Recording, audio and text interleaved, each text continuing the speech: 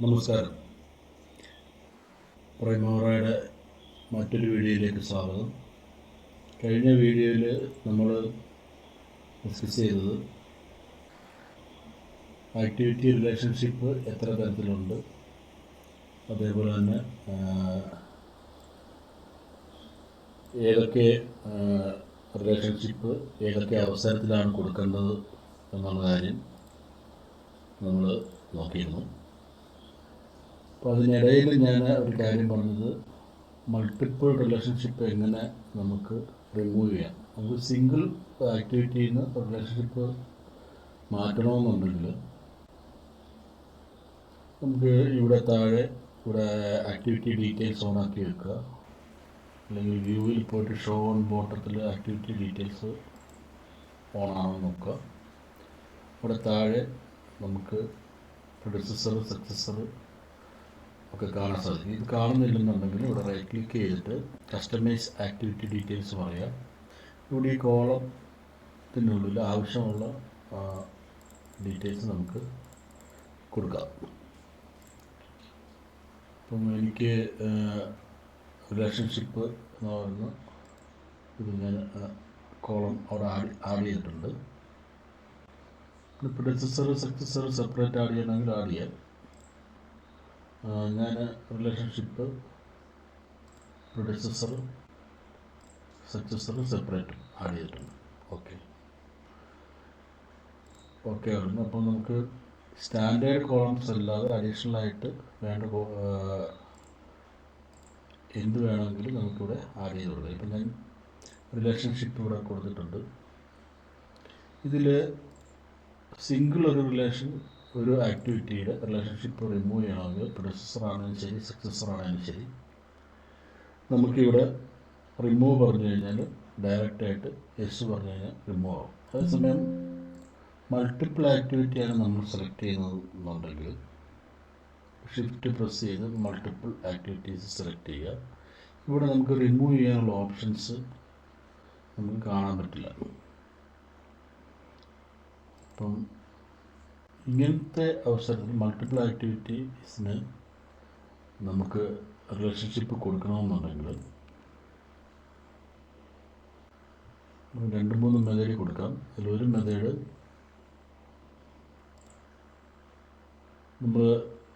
നമുക്ക് റിമൂവ് ചെയ്യേണ്ട activities select ചെയ്യാം.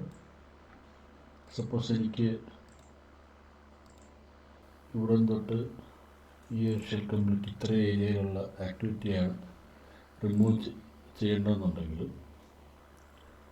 ഞാൻ സെലക്ട് ചെയ്യുന്നു. ആക്ടിവിറ്റി റിലേഷൻഷിപ്പ് നമ്മൾ മോഡിഫൈ ചെയ്ത് കൊടുക്കുക.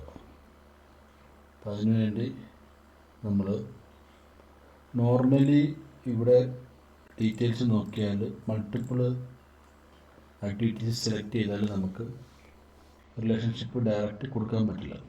അതിന് പകരം നമ്മളിവിടെ സെലക്ഷനിൽ റൈറ്റ് ക്ലിക്ക് ചെയ്തിട്ട് ഇവിടെ അസൈൻ എന്ന് പറയുന്ന ഓപ്ഷൻ സെലക്ട് ചെയ്യാം. റൈറ്റ് ക്ലിക്ക് മെനുവിൻ്റെ അകത്ത് അസൈൻ, അതിൽ ഈ പ്രെഡിസസറോ അല്ലെങ്കിൽ സക്സസറോ ഏതെങ്കിലും ഒന്ന് സെലക്ട് ചെയ്യാം. ഇപ്പോൾ നമുക്ക് ഇതേപോലെ പ്രെഡിസസറിൻ്റെ വിൻഡോ, അസൈൻ പ്രെഡിസസർ എന്ന് പറയുന്ന വിൻഡോ വരും. കുറച്ച് വലുതാക്കി വെക്കാം. ഇതിൽ നമ്മൾ ഈ ഒരു ആക്ടിവിറ്റീസിന് കൊടുത്തിരിക്കുന്ന റിലേഷൻഷിപ്പ് കൃത്യമായിട്ട് അറിയാവുന്നുണ്ടെങ്കിൽ നമുക്ക് അത് സെലക്ട് ചെയ്ത് കൊടുക്കാം. അറിയില്ല എന്നുണ്ടെങ്കിൽ ഇവിടെ ഏതെങ്കിലും ഒരു ആക്ടിവിറ്റി സെലക്ട് ചെയ്ത ശേഷം കൺട്രോൾ ഫുൾ സെലക്ഷൻ എടുക്കുക. അതിനുശേഷം ഇവിടെ റൈറ്റിൽ റിമൂവ് എന്ന് പറയുന്ന ബട്ടൺ ക്ലിക്ക് ചെയ്യാം. നമുക്ക് യെസ് എന്ന് നോയിൽ വരും. ഇതിൽ യെസ് കൊടുത്തു കഴിഞ്ഞാൽ നമുക്ക് റിലേഷൻഷിപ്പ് ഫുള്ള് മാറും. അപ്പം തൽക്കാലം ഞാനിത് ഒന്നുകൂടെ കാണിക്കുകയാണ്. ഇപ്പം ഇവിടെ നിങ്ങൾക്ക് നോക്കിയാൽ റിലേഷൻഷിപ്പ് ഉള്ളത് കാണാം. ഞാനിത് റിമൂവ് പറയുകയാണ്. യെസ് പറഞ്ഞു. ഇമ്മീഡിയറ്റ്ലി എല്ലാ റിലേഷൻഷിപ്പും പോയി. വിത്തൗട്ട് റിലേഷൻഷിപ്പായിട്ട് ഈ ആക്ടിവിറ്റീസ് എല്ലാം മാറിയത് കാണാം. ഞാൻ അൺഡു ചെയ്തു, നമ്മൾ ഷെഡ്യൂൾ ചെയ്യാം. ഓക്കെ. ഇപ്പം ഇത് നമുക്ക് പെർട്ടിക്കുലർ ആക്ടിവിറ്റീസ് എൻ്റെ മാത്രം റിലേഷൻഷിപ്പ് മാറ്റണമെങ്കിൽ നമുക്ക് യൂസ് ചെയ്യാം. അതേസമയം നമുക്ക് ടോട്ടൽ ഒരു പ്രൊജക്റ്റിനുള്ളിലെ സകല ആക്ടിവിറ്റീസിൻ്റെ റിലേഷൻഷിപ്പ് മാറ്റണം. ഇത് നമുക്ക് എപ്പോഴും ആവശ്യമായി വരുമെന്ന് പറഞ്ഞു കഴിഞ്ഞാൽ, ഫോർ എക്സാമ്പിൾ ഇപ്പം ഞാൻ ഓപ്പൺ ചെയ്തിരിക്കുന്ന പ്രൊജക്റ്റ് എന്ന് പറയുന്നത് ജൂനിപ്പർ നഴ്സിംഗ് ഹോമാണ്. പ്രൊജക്റ്റിനുള്ളിൽ പോയിട്ട് ഈ ജൂനിപ്പർ നഴ്സിംഗ് ഹോമിൻ്റെ അതേ WBS ഇതേ WBSൽ എനിക്ക് പുതിയൊരു പ്രോജക്റ്റ് ക്രിയേറ്റ് ചെയ്യണം. നമുക്ക് എന്നാൽ റിലേഷൻഷിപ്പ് എല്ലാം മാറുകയും ചെയ്യും, കണ്ടീഷൻസൊക്കെ മാറുകയും ചെയ്യും. അങ്ങനെയുള്ള സമയത്താണ് നമുക്ക് റിലേഷൻഷിപ്പ് ഫുള്ള് ഡിലീറ്റ് ചെയ്യേണ്ടതായ ആവശ്യം വരും. ഇത് രണ്ട് രീതിയിൽ ഫുള്ള് റിലേഷൻഷിപ്പ് ഡിലീറ്റ് ചെയ്യാം. ഒന്നാമത്തെ രീതി എന്ന് പറഞ്ഞാൽ നമ്മൾ ആദ്യം കാണിച്ച രീതി തന്നെ ആക്ടിവിറ്റീസിനുള്ളിൽ ടോട്ടൽ ആക്ടിവിറ്റീസ് സെലക്ട് ചെയ്യുക,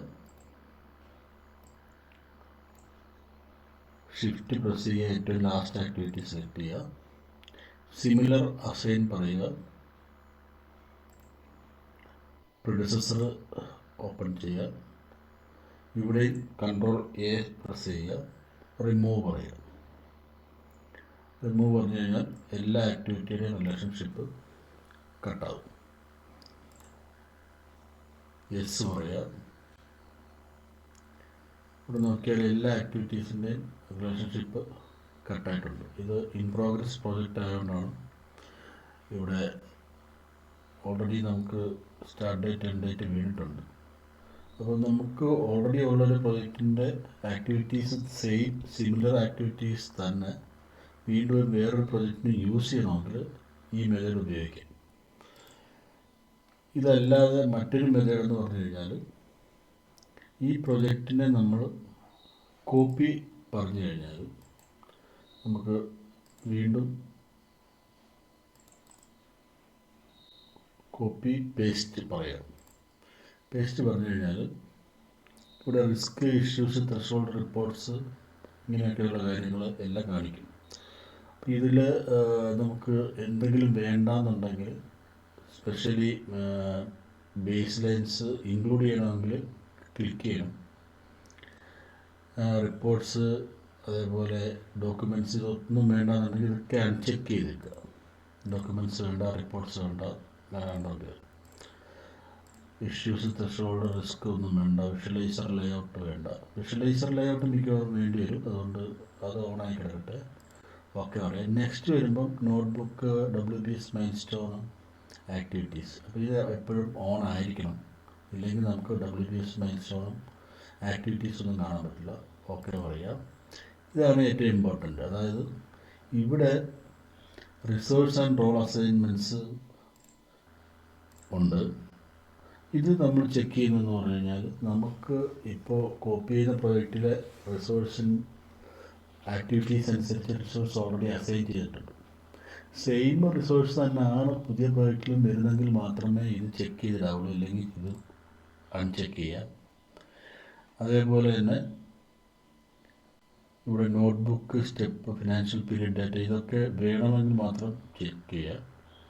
ഇവിടെ റിലേഷൻഷിപ്പ് മാത്രം കളഞ്ഞാൽ മതിയെന്നുണ്ടെങ്കിൽ ഇവിടെ ഈ റിലേഷൻഷിപ്പ്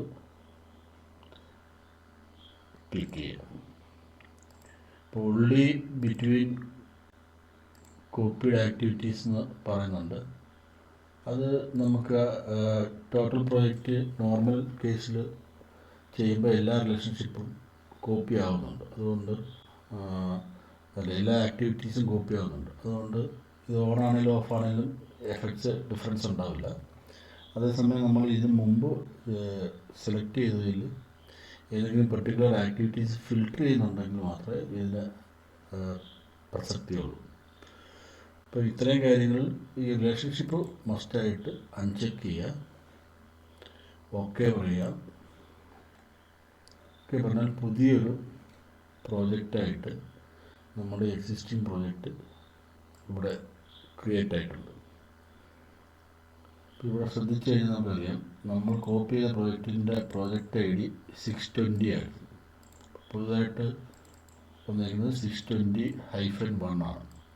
അപ്പം ഈ പ്രോജക്റ്റാണ് നമ്മുടെ പുതുതായിട്ട് നമ്മൾ കോപ്പി ചെയ്തിരിക്കുന്ന പ്രോജക്റ്റ് കാണാൻ വേണ്ടി നമുക്ക് ആക്ടിവിറ്റീസിലേക്ക് പോകാം. നമ്മൾ ശ്രദ്ധിച്ചു കഴിഞ്ഞാൽ നമ്മുടെ 2 പ്രോജക്റ്റും ഇവിടെ പ്രൊജക്ട്സിൽ ഓപ്പൺ പൊസിഷനിലാണ് കാണിച്ചിരിക്കുന്നത്. അപ്പോൾ അത് ശ്രദ്ധിച്ചോണം. ഇതിപ്പോൾ നമ്മൾ ആക്ടിവിറ്റീസിൽ പോയി കഴിഞ്ഞാൽ ഈ 2 പ്രോജക്റ്റും ഓപ്പണായി കാണിക്കും. അപ്പോൾ നമ്മുടെ റിലേഷൻഷിപ്പ് ഇല്ലാത്ത പ്രോജക്റ്റ് ഏതാണ്, ഉള്ള പ്രോജക്റ്റ് ഏതാണെന്ന് നമുക്ക് നോക്കാം. അപ്പോൾ ഈ ഫസ്റ്റ് പ്രോജക്റ്റിൽ സ്ട്രക്ചറിൻ്റെ അകത്ത് നമ്മൾ നോക്കിയാൽ നമുക്കിവിടെ താഴെ സക്സസറും പ്രൊസസ്സറും ഒക്കെ കാണിക്കുന്നതാണ്, റിലേഷൻഷിപ്പ് കാണിക്കുന്നതാണ്. താഴത്തെ പ്രോജക്റ്റിൽ കാണിക്കുന്നില്ല. അപ്പം നമുക്ക് ഏത് പ്രോജക്റ്റാണ് ക്ലോസ് ചെയ്യേണ്ടത് ആ പ്രോജക്റ്റിൻ്റെ ഉള്ളിൽ ഏതെങ്കിലും ഒരു ആക്ടിവിറ്റി സെലക്ട് ചെയ്ത ശേഷം നമുക്ക് ഇവിടെ പ്രൊജക്ട്സിൻ്റെ ടാബിൽ പോയിച്ച് ഈ ഒരു പർട്ടിക്കുലർ പ്രോജക്റ്റ് സെലക്ട് ചെയ്തിട്ട് നമുക്കത് ക്ലോസ് പറയാം, പ്രോജക്റ്റ് ക്ലോസ് ചെയ്യാൻ പറയാം. ക്ലോസ് ഓൾ ഓപ്ഷനുണ്ട്. അങ്ങനെ പ്രോജക്റ്റ് ക്ലോസ് ചെയ്തു. ആവശ്യമുള്ള പ്രോജക്റ്റ് മാത്രം ഓപ്പൺ പറയാം. അപ്പോൾ ആ പർട്ടിക്കുലർ പ്രോജക്റ്റിൽ എങ്ങും റിലേഷൻഷിപ്പ് ഉണ്ടായിരിക്കത്തില്ല.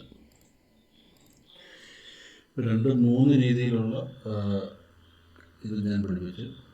ഇതിൽ ഇനി വേറൊരു കാര്യമുള്ളതെന്ന് പറഞ്ഞു കഴിഞ്ഞാൽ എനിക്ക് ചില പർട്ടിക്കുലർ ടൈപ്പ് ഓഫ് ആക്ടിവിറ്റിയുടെ മാത്രം റിലേഷൻഷിപ്പ് കളഞ്ഞാൽ മതി. അങ്ങനെ ഉണ്ടെങ്കിൽ ഇത് ഞാൻ തൽക്കാലം ഡിലീറ്റ് ചെയ്യാം. എനിക്ക് ടോട്ടൽ ഇതേ സെയിം പ്രോജക്റ്റിൽ എനിക്ക് ടോട്ടൽ ആക്ടിവിറ്റിയുടെ റിലേഷൻഷിപ്പ് കളയണ്ട. എനിക്ക് ഓൾറെഡി ഇവിടെയുള്ള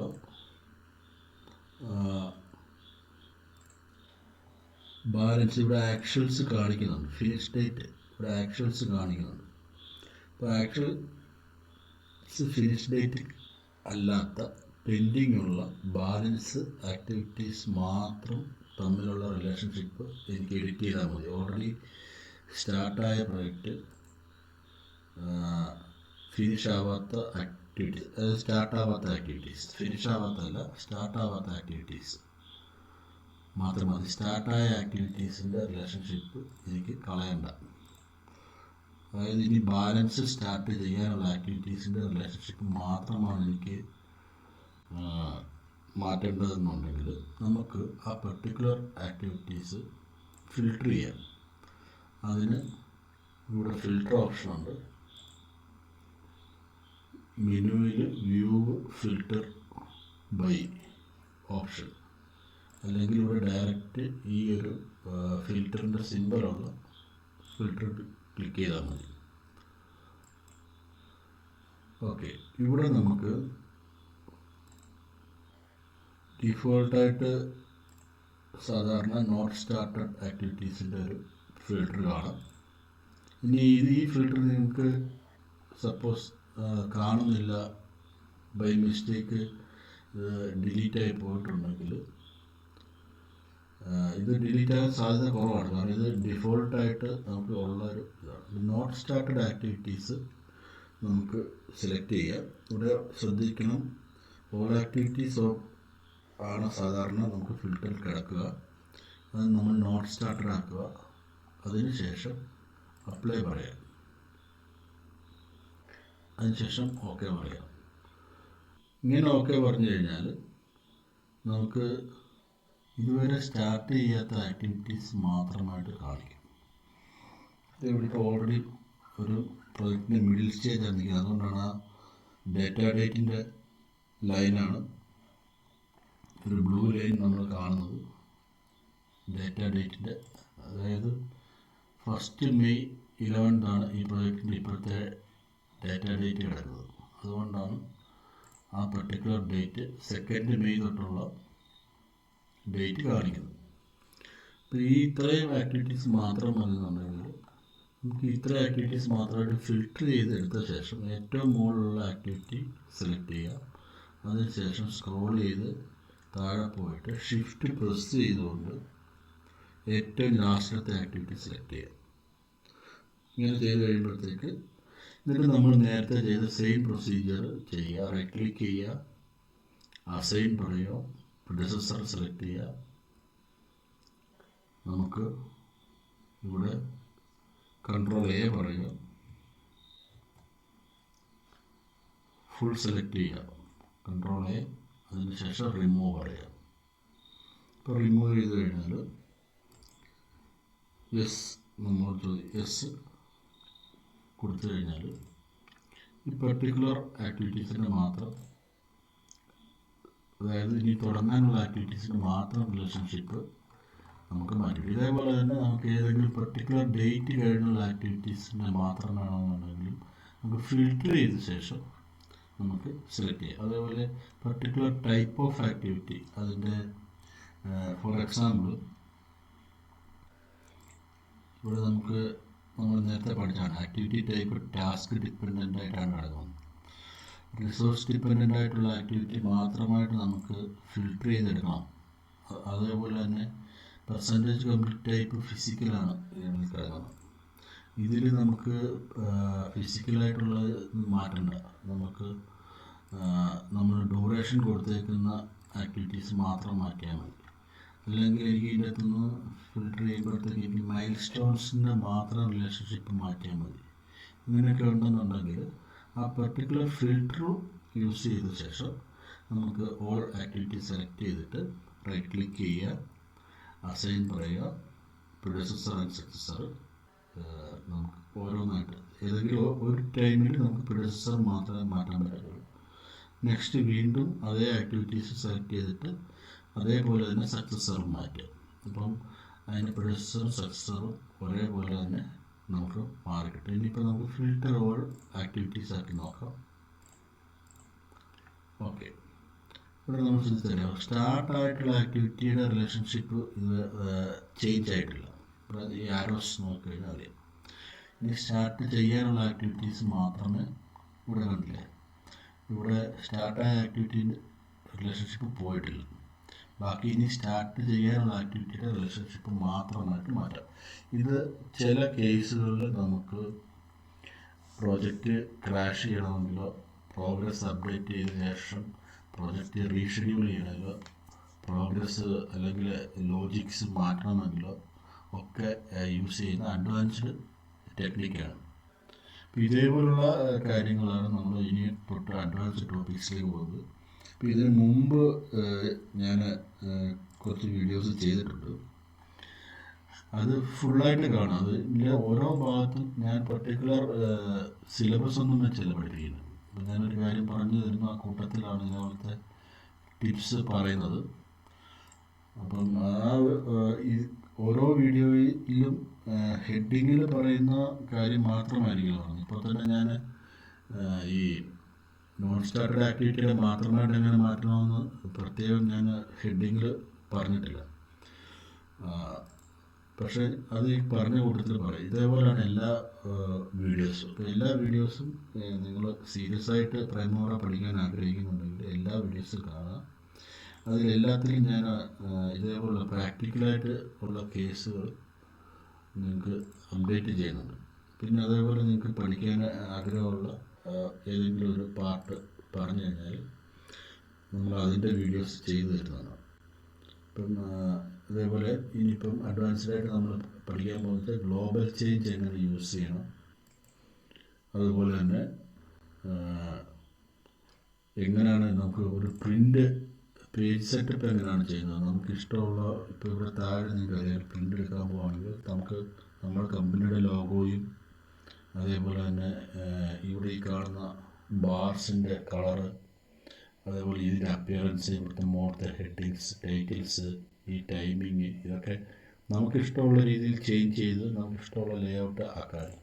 അതേപോലെയുള്ള ഒരു സെറ്റിങ്ങാണ് ഈ ലേ ഔട്ടിൻ്റെ settings. Different type of layouts നമുക്ക് പ്രൈമോറയിൽ അവൈലബിൾ ആണ്. അത് കൂടാതെ തന്നെ നമുക്ക് കസ്റ്റമായിട്ട് യൂസറിൻ്റെ ലേ ഔട്ട് സെറ്റ് ചെയ്യാം. അതിനായിട്ട് നമുക്ക് അതിൻ്റെ ഇത് ഏറ്റവും കൂടുതൽ പ്രസൻറ്റേഷനും പ്രിൻറ്റിങ്ങും പർപ്പസായിട്ടാണ് നമ്മൾ ഈ ലേഔട്ട് സെറ്റിങ്സ് അതേപോലെ പേജ് സെറ്റപ്പും ചെയ്യുന്നത്. ഇത് അതായത് ഫൈനൽ പ്രൊഡക്ട്സ് വരുന്ന അഡ്വാൻസ്ഡ് സ്റ്റേജാണ് ഫൈനൽ പ്രോഡക്റ്റ് നമ്മൾ പുറത്തേക്ക് കൊടുക്കുന്നത്. അതേപോലെ തന്നെ ഇനിയിപ്പോൾ അടുത്ത ടോപ്പിക്സിൽ വരുന്നത് നമ്മൾ എക്സൽ ഉപയോഗിച്ചിട്ട് എങ്ങനെ ആക്ടിവിറ്റീസ് അപ്ഡേറ്റ് ചെയ്യാൻ പറ്റും അങ്ങനെയൊക്കെയുള്ള കാര്യങ്ങളാണ്. അതുകൊണ്ട്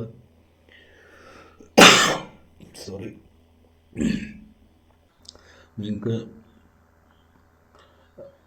എല്ലാ വീഡിയോസും ഇതിന് മുമ്പുള്ള വീഡിയോസ് കാണുക, സംശയമുള്ള ടോപ്പിക്സ് ചോദിക്കുക, അതനുസരിച്ച് ഞാൻ വീഡിയോ ചെയ്യാം. Okay, thank you.